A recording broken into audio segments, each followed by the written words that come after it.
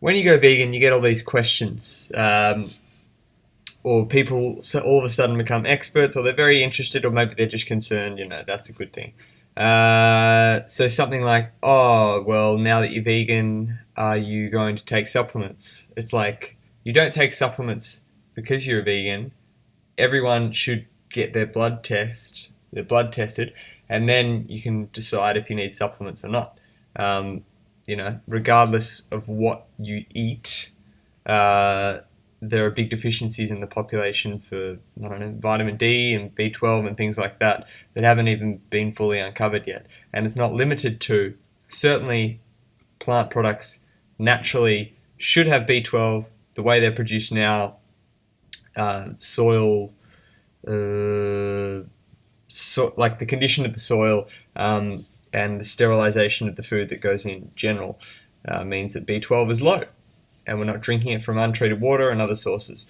So you shouldn't, just because you go vegan, you shouldn't have to be subject to all these things that people aren't subject to anyway. Everyone should be subject to these things. Everyone should get a blood test every, 5 years or 10 years, or if you feel a bit shit, get it done. You don't get it done because you're vegan. And you don't have to be careful of your protein because you're vegan.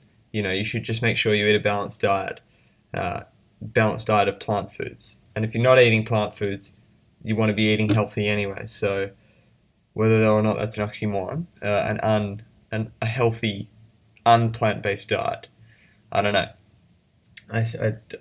Well, I do know it's not.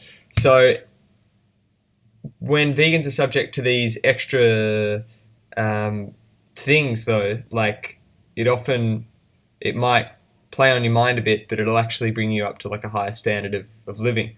So the reason why vegans are less deficient in B12, I think, than the common population is because they know that that's what a specific thing that they need to get.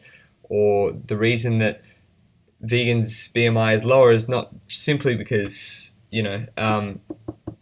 plant foods are less dense. It's because they're aware of the health lifestyle involved. They're more likely to be active. Certainly there are overweight people and underweight people and unhealthy vegans and things like that.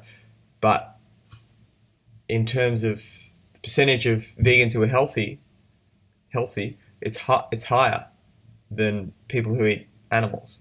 Because when people ask you questions and you don't have the answer to it, it makes you feel a bit, and if you've got sort of a vested interest and you want to promote people eating more plants and less animals, then you're going to need the information in your head. So when someone asks you a question, you want to try and have some sort of solution or something to educate them on, something to give them some sort of, knowledge that they're asking for. Which is why it's interesting. I think vegans and vegetarians have, I think it's 10, on average, 10 higher IQ points or something like that. Again, another silly stat, but is it the case that more vegans, vegetarians are likely to choose that lifestyle, or is it because they eat less animals that they are able to develop themselves better? Anyway, those are some ideas about everyone should be subject to question, and you should ask why to anything. And if you ask why to something and that person gets angry about why you're asking why, I think that's a red flag, really. So nothing is out of the question, and when you do get questioned, it improves yourself. So there are some of the benefits and the drawbacks to being a vegan.